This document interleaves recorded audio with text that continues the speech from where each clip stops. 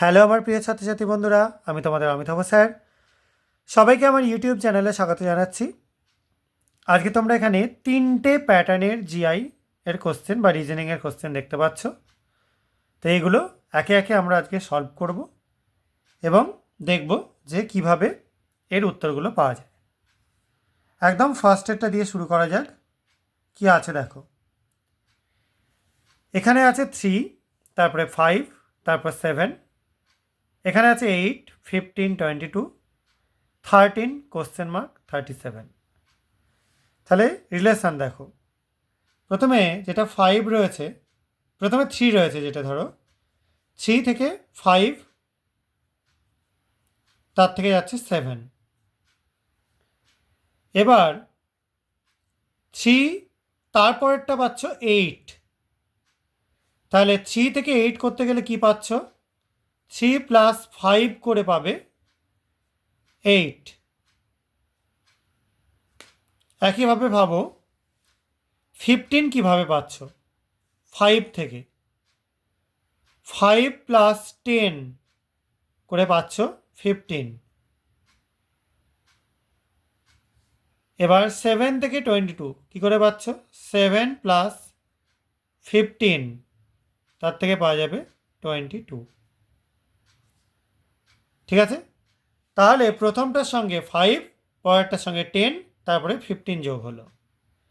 এবার তোমরা ভাবো 13 কী থেকে পাচ্ছ, আমি একদম ডাইরেক্টলি করি এখানে, 8 প্লাস 5, 13 পাচ্ছ। এবার কোশ্চেন মার্ক রয়েছে, তাহলে তোমরা 15-এর সঙ্গে কত যোগ করবে, 10 যোগ করবে, তাহলে পাবে 25। আর যদি তোমরা 22-এর সঙ্গে 15 যোগ করো, তাহলে পেয়ে যাবে 37। একই প্যাটার্নে যোগ হচ্ছে, তাহলে এখানে আসছে কত, 25। তার মানে অপশান তোমরা কত পাবে, বি। দেখো, আশা করা যায় তোমরা সবাই বুঝতে পেরেছ। এবার সেকেন্ডেরটা দেখো, 3, এদিকে 2, এদিকে 5, তাহলে এখান থেকে ধরো 2, 3, 5, 4, 9, 25, 8, 27 কোশ্চেন মার্ক। তাহলে এটা খুবই সোজা একটা ব্যাপার। 2 থেকে 4 ভাবো, 2 ইন্টু 2 করলে 4 হয়। আবার 2 ইন্টু 2 ইন্টু 2 করলে কী হয়, 8 হয়। ঠিক একইভাবে 3 ইন্টু 3 করলে কত পাবে, 9 পাবে। 3 ইন্টু 3 ইন্টু 3 করলে কত পাবে, 27। তাহলে 5 ইন্টু 5 ডেফিনেটলি হচ্ছে 25। আর 5 ইন্টু 5 ইন্টু 5 বা 25 ইন্টু 5ও বলতে পারো একইভাবে, তাহলে পাবে কত, 125। তাহলে এই 125 এটাই হচ্ছে তোমাদের আলটিমেট আনসার,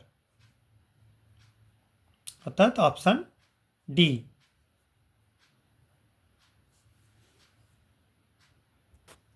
এরপরটা দেখো, একদম সেন্টারে একটা কোশ্চেন মার্ক রয়েছে, এগুলো অনেকগুলো সার্কেল রয়েছে।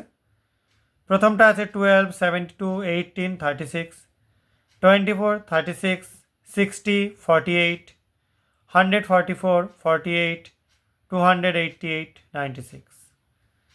তাহলে আমরা এগুলোকে নিয়ে কিভাবে এগোবো সেটা একটু আমাদের ভাবতে হবে। তাহলে ফার্স্টে আমরা কি করব, দেখো 48, 144, 96, 288, এদের এইচসিএফ বা গসাগু করব। 12 দিয়ে করে ফেলো, 4, 12, 96টা হচ্ছে 8, আর এটা কত আসছে 2, আর এদিকে হচ্ছে 4, 24। ঠিক আছে, তাহলে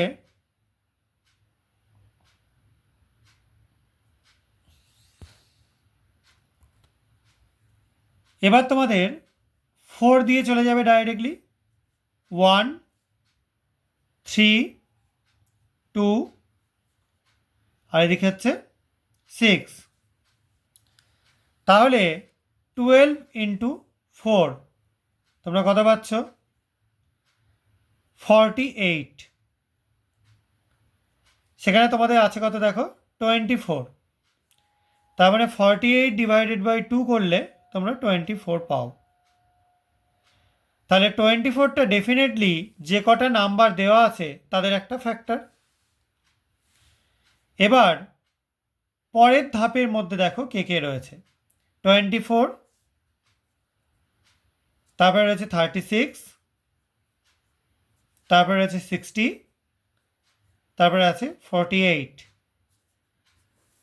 দেখো 12 দিয়েই করে ডাইরেক্টলি 2, 3, 5, 4। তাহলে এখানে আবার তোমরা কমন ফ্যাক্টর হিসাবে 12 পাচ্ছ। ঠিক আছে, তাহলে এটা একটা ফ্যাক্টর অবশ্যই। এরপর নিশ্চয়ই আমরা এরপরের যেটা পাবো সেখানে কি কি রয়েছে? 12, 72, 18, 36। তাহলে আমরা করি 12, 72, 18, 36। দেখো সব কটাই 6 দিয়ে যায়। তাহলে কি আসছে? 2, এখানে হচ্ছে 12, 3, 6, আর কিছু যাচ্ছে না। তার মানে ডেফিনেটলি 6 এখানে হওয়ার কথা। আদারওয়াইজ আর একটা হতে পারত, এর আরও একটা ফ্যাক্টর হতে পারে 3, 2 আর 1। তোমাদের এখানে অপশানে দেখো 6ও রয়েছে, 3ও রয়েছে। তবে তোমাদের দুটো এখানে আনসার হবে, option C and option D. কেন? আমাদের কিন্তু ফ্যাক্টর দরকার। দেখো এখানে 48 কিন্তু HCF বা গসাগু বেরিয়েছিল, কিন্তু আমাদের এখানে ছিল 24, মানে একটা ফ্যাক্টর দিয়েছিল যে কোনো। তাহলে এখানে কিন্তু এই দুটোরই এই সঠিক উত্তরটা হওয়ার চান্স রয়েছে। আশা করা যায় তোমরা বুঝতে পেরেছ। কারো কোনো কনফিউশন থাকলে তোমরা অবশ্যই কমেন্টে জানাতে পারো।